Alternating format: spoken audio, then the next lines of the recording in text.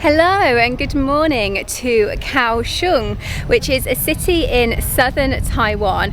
And to be completely honest, just like Flyinn, I had no idea this city existed up until about a week and a half ago, because I was looking for flights to Japan from Taipei and they were all coming up with stopovers, and then I thought, you know what, Taiwan's quite small, let's look at all of the airports.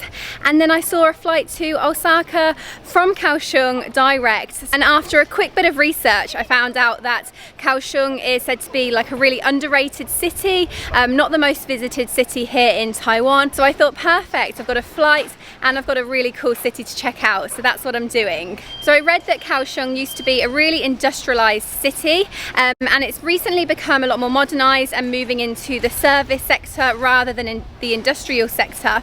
And I think the best place to see that from is down at Pier 2, down by the harbour. So right now I'm just in a really cool area, and I think all of this used to be like warehouses for the port, and then it was disused for a while, and then some arty kind of people thought, we've got all of this space, let's turn it into an art centre. So I'm going to have a bit of explore, and basically I'm here in Kaohsiung for 2 days. So I'm going to be seeing the best things to do in Kaohsiung over those 2 days, showing you, taking you around. So let's go.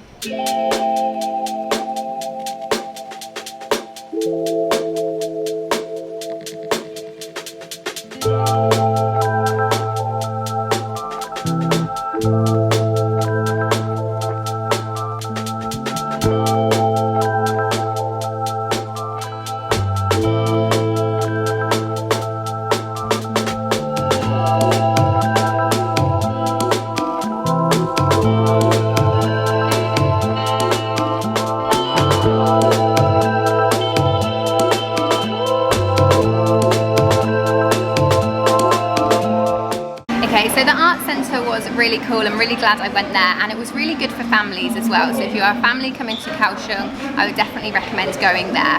Now, it's not even lunchtime. Well, it kind of is. It's 12 o'clock, but I feel a little bit hungry. And then after this, I'm going to go over to an island. So I wanted to make sure that I have a full tummy. So I've come to a place where I just saw they're selling dumplings, and the sign was in English, or they had a menu in English.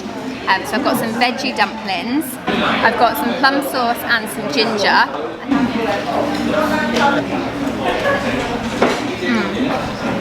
These taste so much better with the ginger on them, right?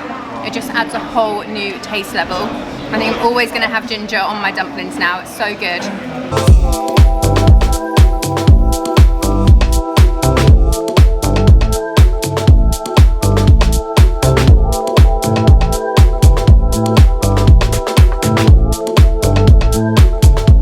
One short and cheap ferry ride later and I am on Cinjin Island. I'm not actually too sure what there is to do here, but it looks like there's a beach at the other end, there's a lighthouse. You can hire like these cool little bike things and kind of like golf cart things. But in all honesty, especially when I'm on my own, I don't really like hiring like golf carty kind of things. And I just like walking, I'm a walker. So I'm gonna see what I can see of the island by foot. Yeah, this is like the most touristy I have seen Taiwan so far, in all honesty, which isn't a bad thing, it's just an observation, so very touristy, but I feel like that's cool, I am a tourist. So yeah, let's go and see Cinjin Island. This is a brown sugar bubble tea matcha latte and it is absolutely amazing.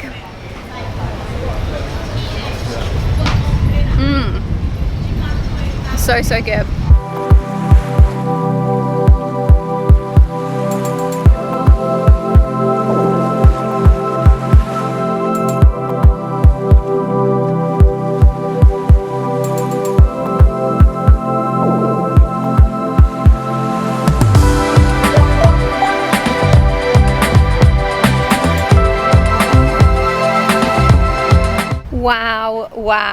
Wow, I cannot believe this place. I am so glad I came here.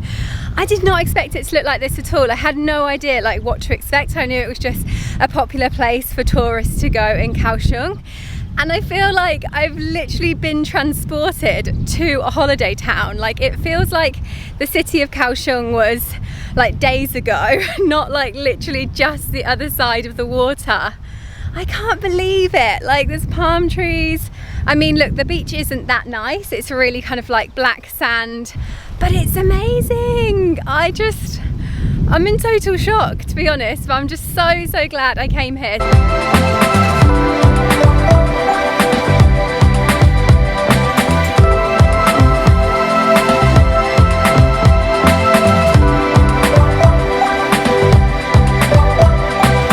So this rainbow thing was actually on my list to see, but I'd completely forgotten about it until I saw it, and then I thought, oh yeah, I saw that on Instagram.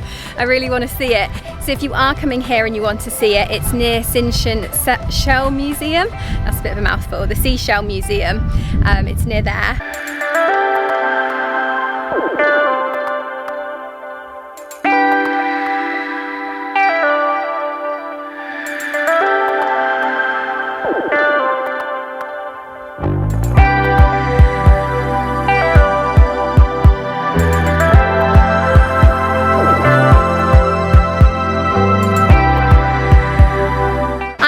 On the mainland of Kaohsiung now. Cinjin Island was really good. If you're coming here, then I would definitely recommend it, and definitely pair it with the trip to Pier 2 because they're really close together. Now, a popular dessert in Taiwan is shaved ice, and I'm conscious of the fact that I've been in Taiwan for 5 days. I've only got 2 days left and I haven't had it yet. So I did a Google search and I found that there's a really popular place that do the best one apparently in the city. Well, it has arrived. So basically it is just a lot of ice with mango. So mango is apparently the most original flavour, so that's the one I've gone for. And it looks like we've got like mango ice cream on top as well. So let's give it a go. Oh, it's so big, I don't even know where to start. I mean, it's really refreshing, if nothing else, and it feels healthy because of the amount of mango on it as well. Well, I can confirm if you come to Taiwan, you have to get a shaved ice dessert of some kind of flavour. They do all sorts of different flavours. It's really good. Good morning to my second day in Kaohsiung, and look how cool the view is from my room. This right here is the biggest building in Kaohsiung. It's called Building 85. I believe they have got an observation deck, but to be honest, I feel like I saw a really good view of the city from the fort yesterday, so I'm going to save my money and not go up. But that is a good thing to do if you are here and you want to see a really good view of the city. So I'm staying at Flyinn Hostel, which is really good. I've got a private room, but they also do dorm rooms, and it's just really well set out and a really good location. And I must say, I'm just like completely impressed with the hostels here in Taiwan. Like, it's such a good place to backpack. I've had 3 experiences in really great hostels, and when I was looking online, like, there are plenty of hostels. They're all really high quality and really not that expensive. For a dorm room, you're looking at an average about £10 a night. So yeah, really great for backpacking. But it is the morning and I need to get some food. So a Taiwanese breakfast is a popular thing to eat in Taiwan, and I actually haven't had one yet. Now, Kaohsiung has a popular breakfast place. It's open from 4 in the morning till 11. So I'm going to jump on the metro and we're going to head there. The metro in Kaohsiung is really great as well. You use the Easy card just like you do in Taipei. It's just a lot less busy. So let's go and get some breakfast.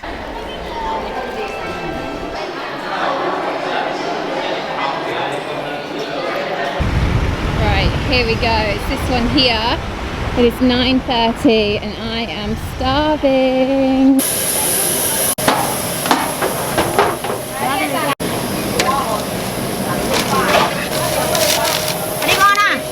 Right, I am here and I have my food. It was a bit of a queue, but I knew that there would be, but it went down pretty fast because a lot of people take away. So when I first walked in, they were selling these buns.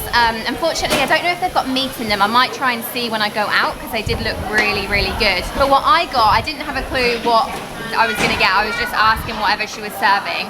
So the first thing is very kind of greasy bread roll, is we've got like an omelette in here, and I'm hoping it doesn't have meat in it. And then you see these breadsticks, these fried breadsticks around a lot, and then someone behind me got a breadstick put in one of theirs, so I thought, well, I want a breadstick in mine as well. So I got this, all very greasy. And then I read online, to get a milk drink. So a lot of people do drink soy milk in the mornings and throughout the day here, I believe. I had an unsweetened one yesterday and it wasn't very nice, so I got a sweet one today with sugar.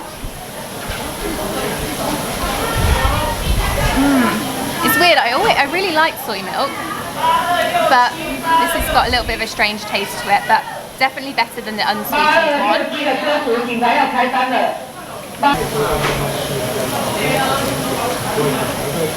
And the bread is like super flaky, which is really nice. The omelette is nice. I just love how many sesame seeds are on this. Like, I love sesame seeds. But I'm gonna get on and enjoy this. I definitely think it's worth getting a Taiwanese breakfast, even just for the experience of like queuing up and the hustle and bustle, like with the locals. Definitely worth it. And I'll put the name of this place down here. Yeah, definitely recommend it anyway.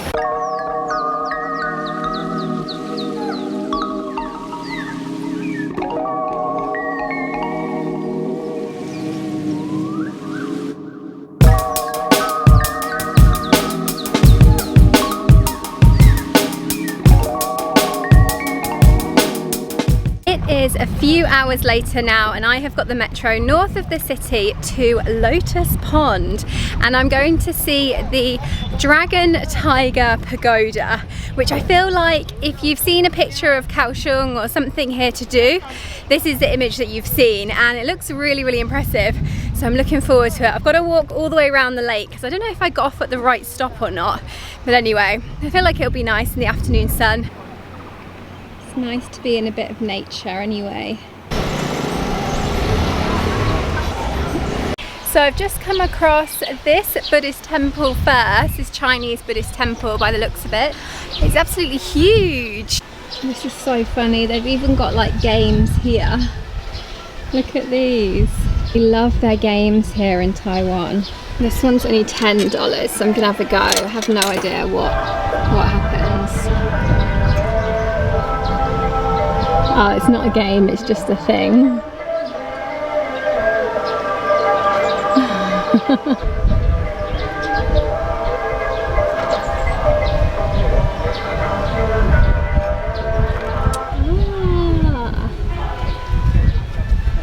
Oh, wow. This is how you open it. Ah, yeah. Thank you. Well, that was fun. It's like a fortune thing, but obviously it's not in English. I didn't really think about that, but I didn't know that that's what it was going to produce. But at least I feel like I've donated a little bit to the temple now as well. Yeah, I was really struggling to open it to come and help me. Wow, so look at this one as well. I wonder if we walk in. So this dragon here has got like steps going through its head, but I know with the other tiger dragon temple, you have to walk in one way and out the other, and it says that you get good luck. But I'm not too sure with this one, like how that works. The last thing I want to do is like walk in through the head, and that's like the wrong side to walk in. It's like really disrespectful as well. So I'm just gonna have a little walk around and see if there's another entrance. So there's another entry or exit here in the bum. But this has signs on it, so I guess you go in at the front. They're going in, so that must be the right end.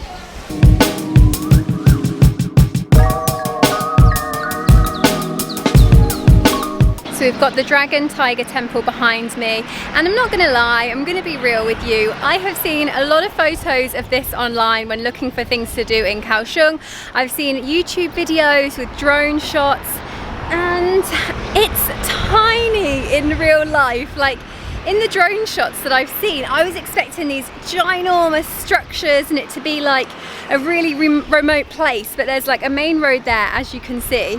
They're really small temples. I mean, I'm not disappointed, but I mean, this is just like the ultimate, you know, like Instagram versus reality thing these days, when you see some amazing photos, drone shots, everything, and then you get there and you're like, oh, it's a little bit different. But anyway, let's go and walk in through the dragon's head, out through the tiger's mouth, and get some luck. We've got this zigzag pathway to get there first. I'm sure that resembles something, but I'm not gonna lie, I don't know what that is. Coming out of the Tiger Head, now I've got my luck. I'm also in the back of a lot of people's selfies.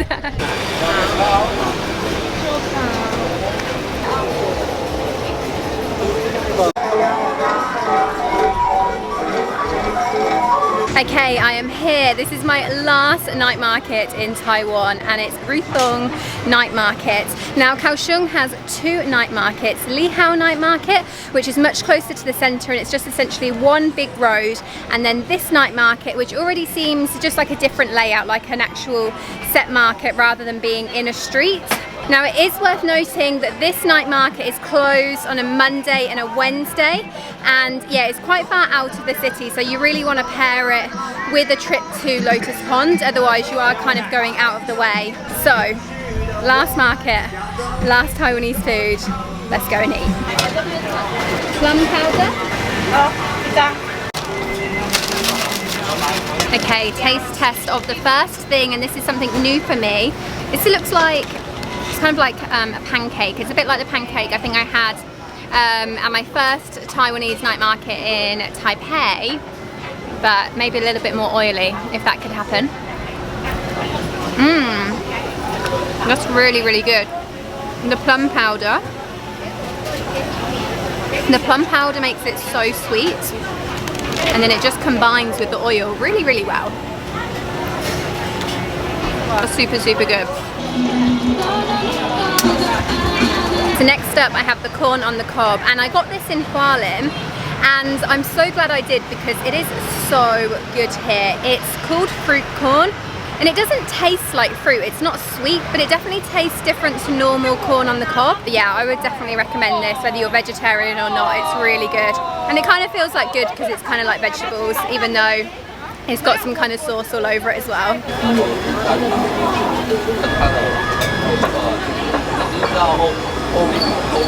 So in India I had a cheese and jam toastie, and I thought that was about as random as it gets, but this is a bubble tea toastie. So let's have a look what it's like. Okay, that was just a lot of bread. There's a lot of bubbles in here. It's also got peanut butter in here. It's interesting, very interesting. Well, I am done. I don't really recommend that bubble tea sandwich. It wasn't very nice. I didn't eat the rest of it. And I just couldn't eat any more food. I think 5 night markets has done me in. I've definitely put on weight here in Taiwan, but never mind. That night market though was probably one of the best I've been to. I really liked Flyinn, but yeah, that was definitely one of the best, so keep that in mind if you are coming to Taiwan. So I'm gonna end the vlog here because tomorrow I fly to Japan, which is super exciting, but I have absolutely loved Taiwan, like just loved it so much. So I hope you have enjoyed seeing these videos. If you're watching them because you are coming here, hopefully they've given you some ideas of things to do and what it's like here. And if you aren't planning on coming here, then hopefully you've enjoyed seeing this side of the world. So thank you very much for watching. If you have liked them, please give it a thumbs up. Let me know in the comments. Hit subscribe for more travel videos, and then I'll see you in Japan. Bye!